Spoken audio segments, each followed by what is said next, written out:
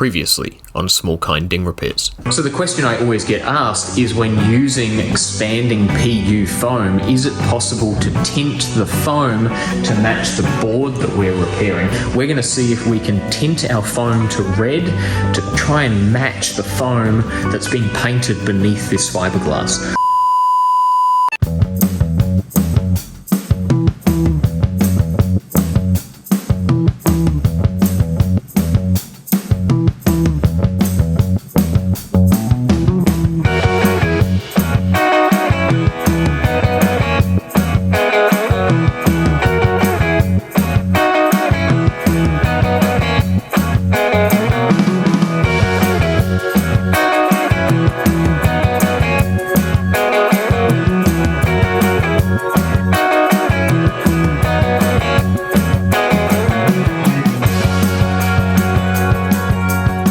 It's been a good first test, but we all know the inevitable question that's going to be left at the bottom of this video. So before it's even asked, let's go do it. So we have our foam mix right here, 5ml of each, so 10ml each, and we're going to add some white Norski pigment to it.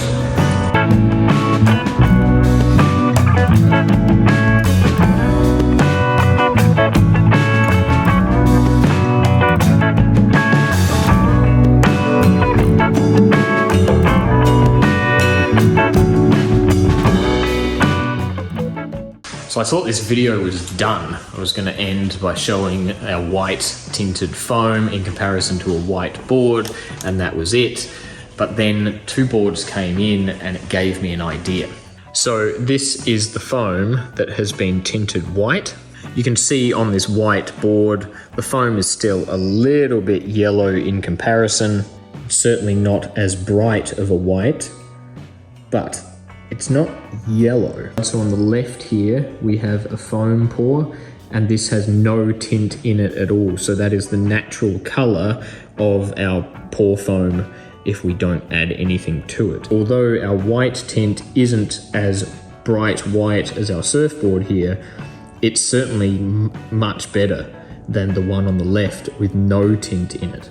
So that was basically meant to mark the end of this video. We've tinted a foam red, we've tinted a foam white, we've compared the white to a normal surfboard. So there you go, lesson learned, video over. But then the same day that I tinted that foam white, which is a couple of days ago now, this board came in. So here we have a Paizel Mini Ghost. We have our carbon fiber stringer, and of course they have stopped it dead, creating a crease or a fracture point in the board, and the board has, of course, fractured or creased at the end of this carbon fiber stringer. And this is, of course, a white EPS foam. The board is also likely glassed with an optically brightened epoxy resin, and so that's going to make our foam look a little brighter where it is glassed, whereas I don't use optically brightened epoxies, I use clear epoxies, so ours isn't going to look as bright white, but it's certainly going to look better than if I just mix a normal yellow foam in here and fill it with white micro balloons, which would be my usual course of action. As well as this, on the same day, we also had this Weber brought in. The Weber has a couple of nasty holes in the bottom of the board. So both of these were repaired by the owner, Uncle Tony we'll say, but no hate on that. He just did it as a temporary fix, and this back one, actually, his resin fill popped out while he was surfing. So that's why he's brought it in, to have these repaired properly. Now this foam is also EPS, the board is also glassed in epoxy, but you can see that the board is nowhere near as bright white as the Paizel, for instance. But compare the glass job to the foam here, you can see the foam is quite bright white.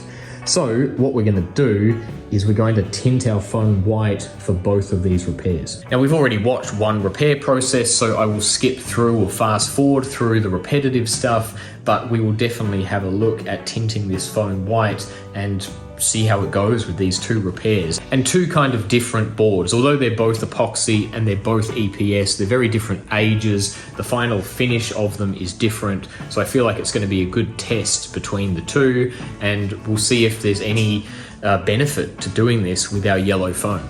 Now there's a couple of things to keep in mind here. The first one is I've already done a video which sort of made fun of someone who suggested that the expanding foam couldn't be used on white boards because it is yellow. Because by the time we pour the foam, it expands, we sand it flat, and then we fill the air bubbles with micro balloons, which are naturally white. The yellow really isn't a problem at the end of the repair. You can hide it quite well with just that skim of micro balloons, and we always have the option of painting too, but it's rarely required with white boards. So whether or not this step becomes necessary will be interesting to me, whether I continue to do this or whether I just go back to my old ways. The other thing that maybe I didn't make clear in the beginning when we did that red insert is that I have experimented with this before. I've never put it in a board before, that's a new for me, but I have experimented with tinting it. But the experimentation I did with tinting this foam was done with either these. These are golden airbrush paints, so they're high flow acrylics. They're designed to be used through a small airbrush. And then I've also experimented with this pigment paste as well. This pigment paste is really thick, almost like clay, and you kind of have to, you're best off mixing it with a non-wax styrene to sort of make it a little more liquidy, but it doesn't mix all that well. And in all honesty, if you've ever got the option to buy a pigment paste, I would avoid that option. I wouldn't go with it. It's hard to mix evenly. You get little chunks of color you don't want, and I just don't rate the stuff that highly. This is the first time though that I've ever tried to tint my foam with this pigment from Norski, which is more liquidy, it pours out quite easily, it mixes really well. All of this I'm talking about is to do with resin, but as we saw with the red foam, it does quite well in foam as well. So I haven't done this experiment before, other than the red board we just completed, with these pigments, and I seem to be having better luck with these pigments than I was with this pigment paste or with these high flow acrylics here. So this is by far the whitest I have ever managed to get this expanding foam. If we compare it to this Weber board, it's identical. It's so good, but it's of course identical to the glass of the board, which is old. It isn't identical to the foam beneath the glass. So it's going to be interesting to see that once we get all this work done, all this old rubbish glass cut out, will the match be worthwhile using the tint up for?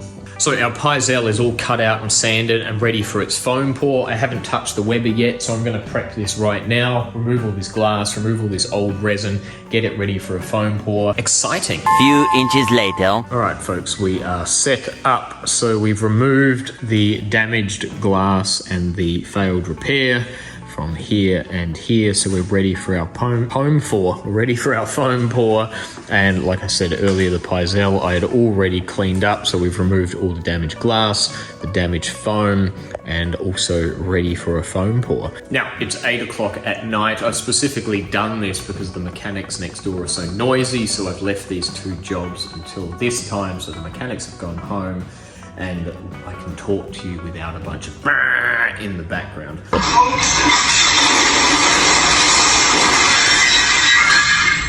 But because it's 8 o'clock at night, it's quite cold in here right now. So it's 13.5 degrees Celsius. I don't know what that is in Fahrenheit, change your system. So the tint already slowed down the expansion of the foam with the red board. So I'm expecting the expansion on these two pours to be even slower than that, potentially. The foam does heat up quite a bit when it's mixed, but temperature definitely plays a role in its expansion, and cold temperatures will slow that down. So we'll see how it goes, but hopefully we're going to be okay.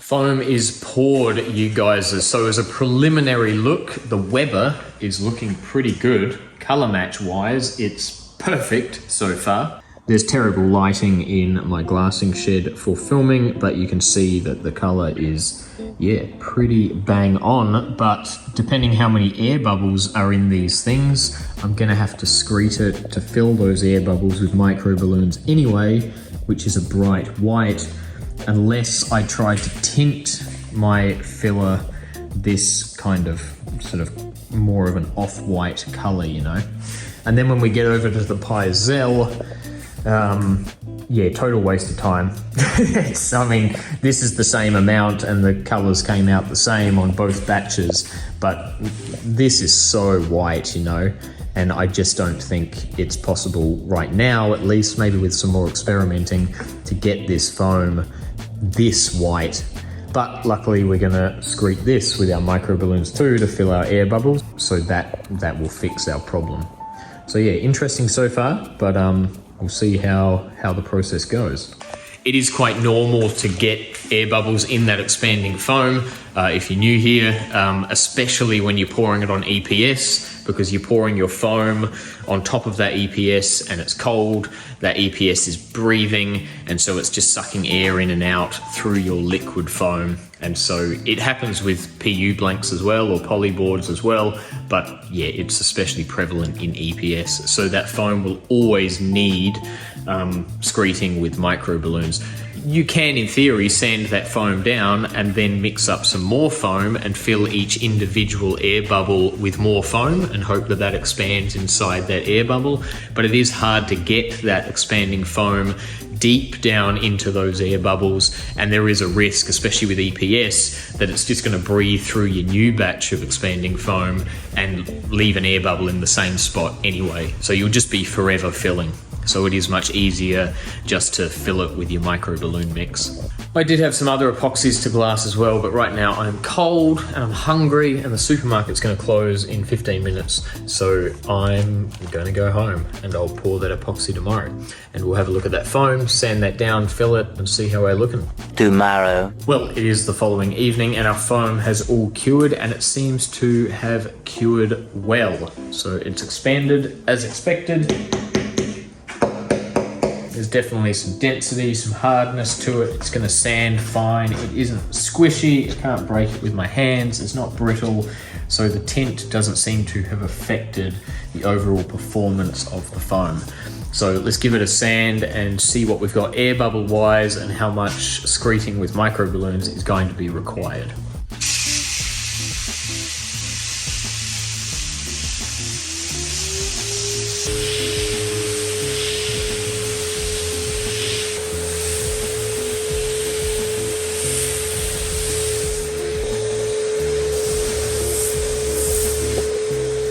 We're all sanded. As you can see, the Pizel is definitely quite yellow. Certainly some pinholes that need filling there. And then our Weber here, definitely pinholes that need filling. The foam is a pretty good color, but we're gonna have to swipe it with micro balloons anyway, which are gonna be quite white. So is there gonna be any point in any of this other than making this video longer? Time will tell.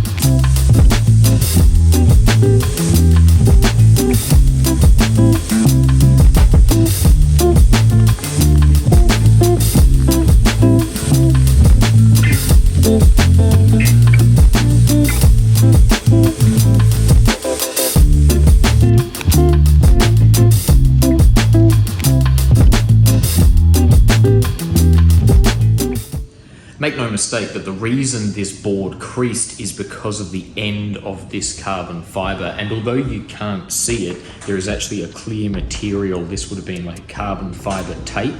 So although it looks like the crease is slightly forward of this carbon fiber, there's actually more material that comes right up to this crease. And stopping something as strong and as stiff as carbon fiber short of say the nose of the board here, whenever the board flexes, this is creating a creasing point. So this is quite standard for boards like this, where the carbon fiber doesn't run all the way to the nose or the tail.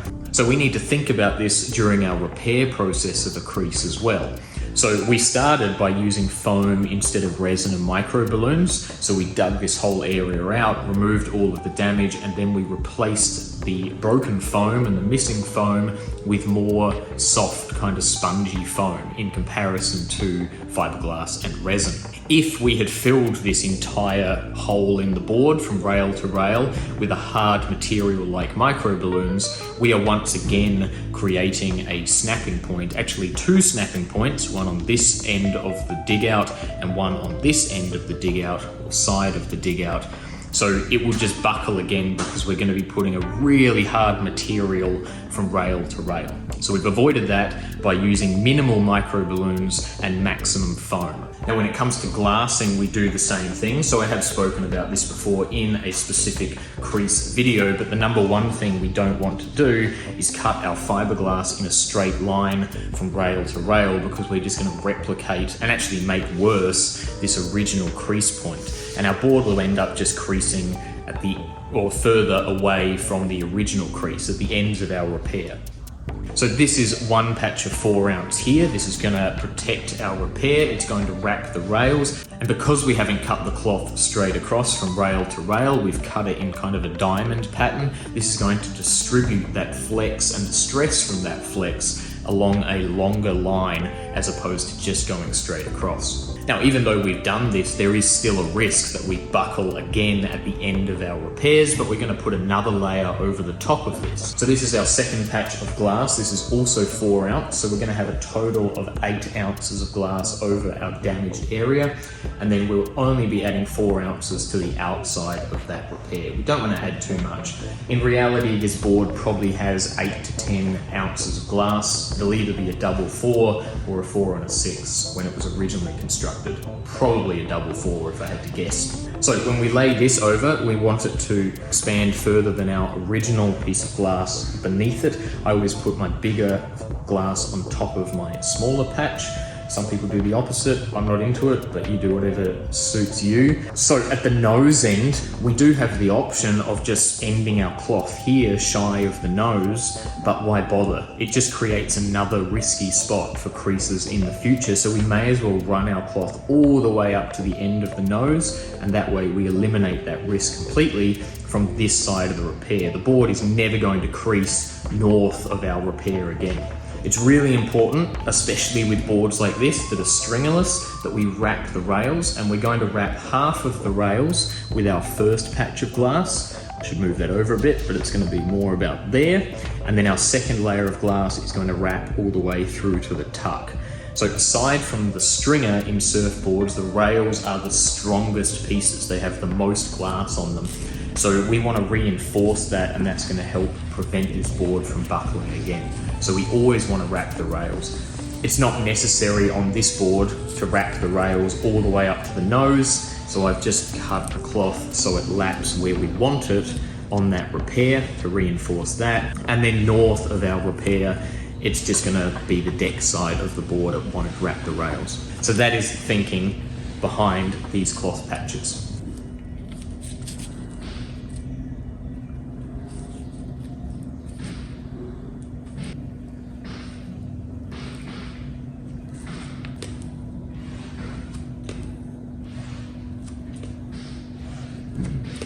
Alright, our laminations are done. So our nose patch on the Pizelle, we're all wet out here. We have reinforced the rails. We've also laminated our 2 patches on the Weber. As you can see, really there was no point in tinting the foam here. By the time we've swiped those areas with our micro balloons, which are quite a bright white, then yeah, we just have 2 bright white repairs, which on the Pizelle is kind of what we're going for. On the Weber, not so much. Of course, we could have tinted the micro balloons, but that is tricky. It's definitely doable and achievable, but it can be tricky. And one tip I could give you if you're thinking about tinting micro balloons is once you sand it, it will always lighten up. So if you're going to try and color match something with micro balloons, try and go a wee bit darker than you need, because when you sand it, it will lighten.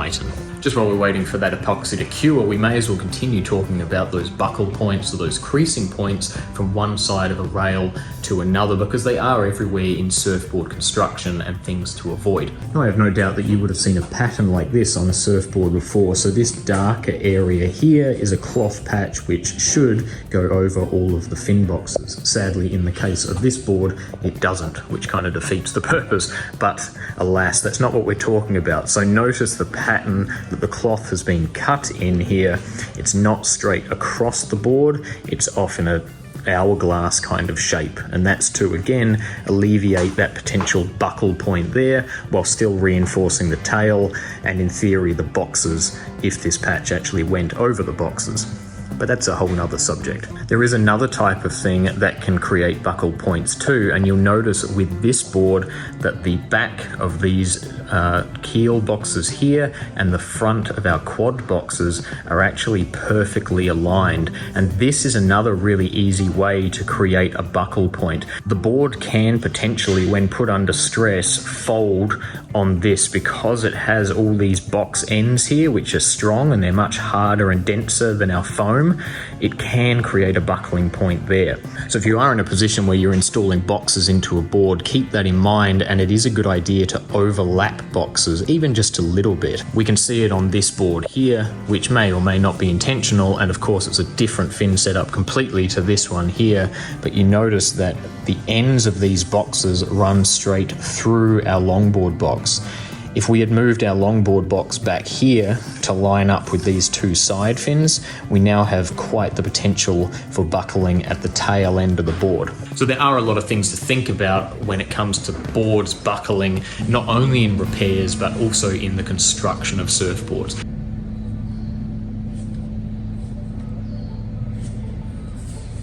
Well folks, these are the final stages for these two repairs, just the resin coats to go.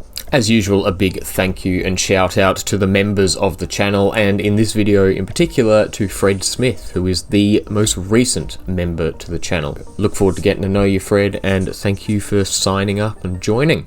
Fred and all the new members to the channel in the last month or so, be sure to track down the Small Kind Ding Repairs members only Facebook page, and you can reach out to myself and all the other members in there with your current projects. To everybody watching, let me know in the comments below what you think of this whole tinting of the foam process. Do you think it's a good idea? Are you going to try it yourself? Have you already tried it yourself? And if so, how did you get on? Let me know. Until the next video, I hope you're all well. Thank you very much for watching. Make sure to hit the subscribe button, and we'll see you in the next one.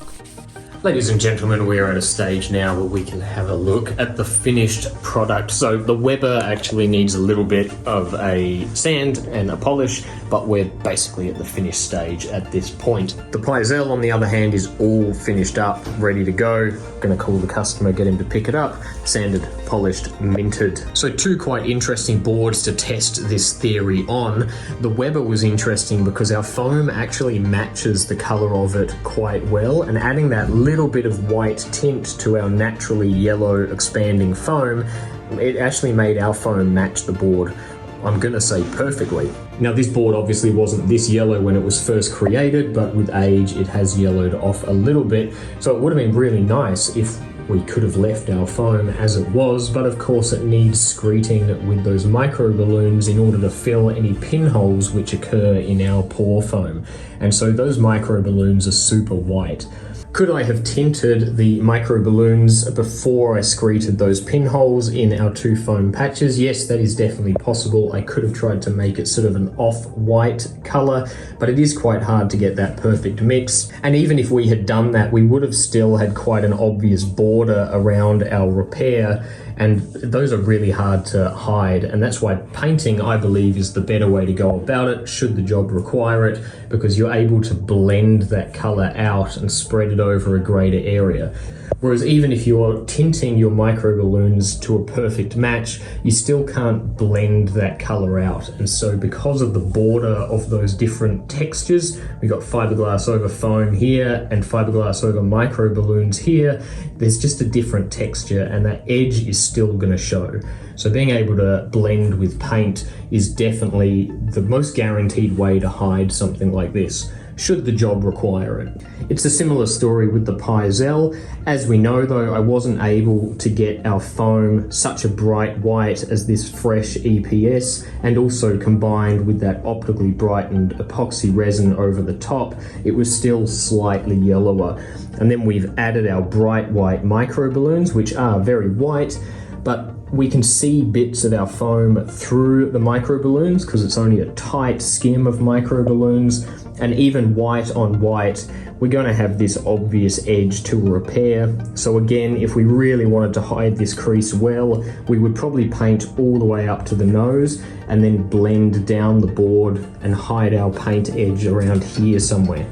Obviously with a board like this, we would have to mask all of this off, and then we might have some obvious paint edges where the masking tape's being peeled, and it's still going to be a visible repair at the end of the day. So I am glad that I was able to experiment this process with these two boards, and pretty much the conclusion I've come to is it's not worth doing. It would probably be better to tint the micro balloons as opposed to tinting the foam, I would think, because ultimately that's going to be the final thing that you really see and stands out on the repair. And it was the same with that red tint as well. Even though the foam matched the original color pretty well, by the time you add those micro balloons over the top, even when we tinted them red, the red we were seeing really was mostly from the micro balloons and not as much from the foam. Let's call it 80% micro balloons and 20% foam. So in that regard, probably not really worth doing. I can't foresee this being something that I do in the future unless I can work out a way to really brighten that foam, like bleach it, kind of take all of the color out of it. But even then, it needs filling with micro balloons, so I'm going to end up with the color of them anyway. So yeah, thinking about it, even if I was able to do that, it's probably not something I would bother doing. Whether the foam is green, red, orange, yellow, white, you're still going to have to apply micro balloons to fill any inconsistencies and air bubbles, and ultimately that's going to be the final look of the repair until we get into painting, resin tinting, cloth, all that type of stuff.